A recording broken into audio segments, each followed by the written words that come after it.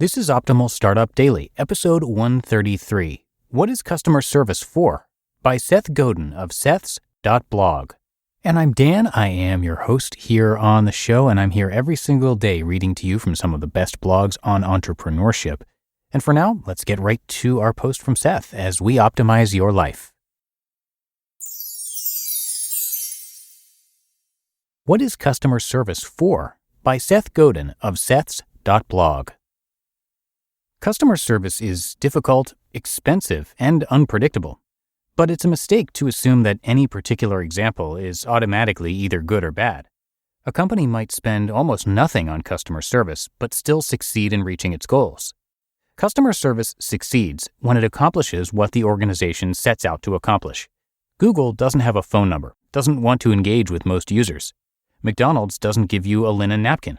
FedEx used to answer the phone on one ring. Now it takes 81 seconds for them to answer a call. None of these things are necessarily bad. They're merely examples of alignment or non-alignment.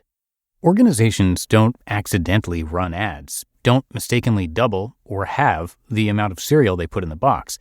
They shouldn't deliver customer service that doesn't match their goals either. Here are some uses of customer service. To create a significant competitive advantage by engaging with customers in a way that others can't or won't.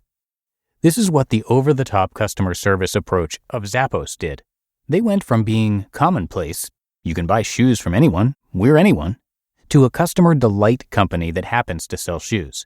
Rackspace does the same thing with technical support. To streamline the delivery of inexpensive goods produced in an industrial way. This is the model of most fast food places. Deal with the exceptions quickly and well, and keep the line moving. Part of this mindset is to not make it easy for people to complain, and to treat every complaint in just about the same way.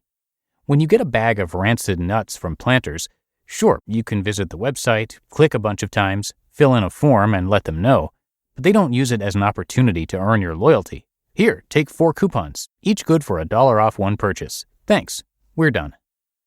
To lower expectations and satisfy customers by giving them exactly what you promised, which is not much. This is the model of automated customer service at most big web companies.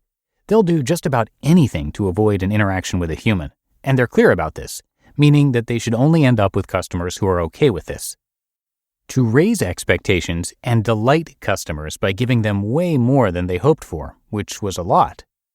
This is a truly difficult promise to maintain. Apple did it with the Genius Bar, but they rarely surprise there anymore. The secret is to find a focus, a budget, and a scale where you can actually deploy talented individuals to keep this promise. To dance with customers in an act of co-creation.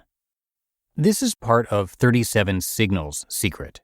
From their book, to their blog, to their clearly stated point of view about platforms and the way they do business, they invite customers to debug with them in an ongoing dialogue about finding a platonic ideal of utility software. They don't promise perfect, they promise engagement. Over-inform. Speak with respect. Be clear about the invitation. This is a very special sort of customer service, and companies often think they're doing this, but end up cutting corners and are merely plodding along, disappointing those that would have preferred to engage instead.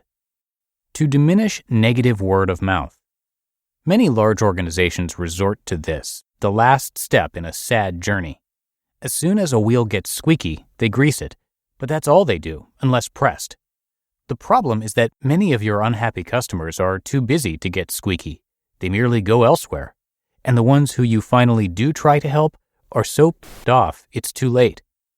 To build extraordinary trust. This is the initiative taken by an institution to do far more than is expected at a human level to earn the privilege of serving again. This is the banker who visits you in the hospital merely because she heard from another customer that you were ill. To treat people differently. One way to reward your customers is to treat the best of them substantially better than the others. The word will spread, others will want to join this group, and those in it will be hesitant to switch to a competitor. But if you make that promise, you need to double down on it substantially, continually improving how you treat your favorites. To race with competitors to lower customer service costs just a bit more than they will. This is the current progression we see among industrial titans who see customer service as a cost, not a profit center. When you measure this, you can't help to want to drive the cost down, and you will do it just a bit faster than your competitors because to do it too fast is to risk condemnation. Alas, in just about every industry that the internet has sucked the profits out of, we see this cost-cutting race to the bottom. It's not going to end well. Because you can. This is awfully rare among public companies, but there are many organizations that treat people as they'd like to be treated, not to grow market share, but because it's the right thing to do.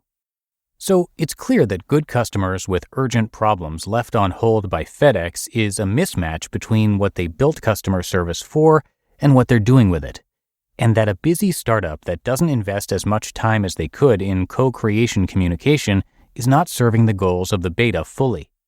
On the other hand, the novelist who doesn't invest time in answering reader mail is probably doing good customer service, since reserving her best efforts to write another great novel is precisely the promise she has made.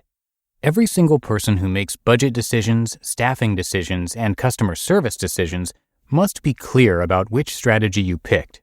Needs to be able to state, we're doing this because it's congruent with what we say customer service is for. Obviously, you can mix and match among these options and find new ones. What we must not do, though, is plan to do one thing, but then try to save time or money and do something else, hoping for the results that come from the original plan without actually doing it. Customer service, like everything an effective organization does, changes people. Announce the change you seek, then invest appropriately in a system that is likely to actually produce the outcomes you just said you wanted. Make promises and keep them. You just listened to the post titled, "What is Customer Service For?" by Seth Godin of Seths.blog. Thank you to Gusto for sponsoring this episode. If you're a startup owner, this is for you. Running a business is just plain hard. Endless to-do lists, employees to take care of, and your ever-present bottom line. So first of all, kudos to you for staying on top of it. But I want to tell you about Gusto. Gusto built an easier and more affordable way to manage payroll, benefits, and more. They help over 100,000 businesses with tasks like automated payroll tax filing, simple direct deposits, free health insurance administration, 401ks, onboarding tools, you name it, Gusto made it easy. 94% of customers say Gusto streamlines payroll and benefits. And I know they do that for us here on the Optimal Living Daily team. We use Gusto for both payroll and benefits. They really care about the small business owners they work with. Their support team is attentive and helpful. And since money can be tight right now, you're going to get 3 months free once you run your first payroll. Just go to gusto.com/OSD and start setting up your business today. You'll see what I mean when I say easy. Again, that's 3 months of free payroll at gusto.com/OSD. And thanks to Seth for letting us share his work. He is a super popular writer. He's got 19 best-selling books. He's also the creator of Alt MBA, an online leadership and management workshop.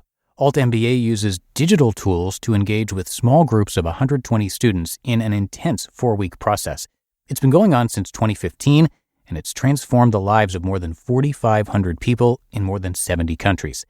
A little more about Seth. He has been writing daily on his blog for over a decade now. More than 60,000 people have taken his online courses, and he's got 5 TED Talks.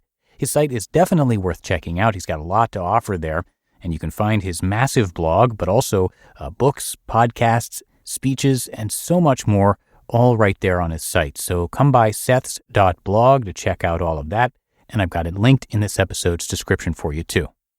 But I think that's going to do it for today. I thank you for being a subscriber to the show. Have a great rest of your day, and I'll see you back here tomorrow as usual, where your optimal life awaits.